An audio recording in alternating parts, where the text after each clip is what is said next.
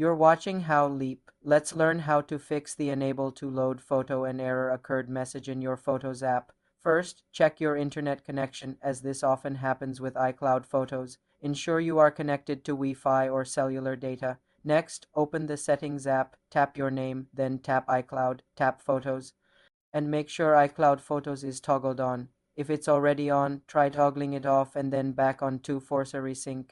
If the problem persists, the specific photo might be corrupted. Try opening the photo from a different device or via iCloud.com on a computer. You can also try freeing up storage space on your iPhone, as low storage can prevent photos from loading. Go to Settings, then General, then iPhone Storage to manage space.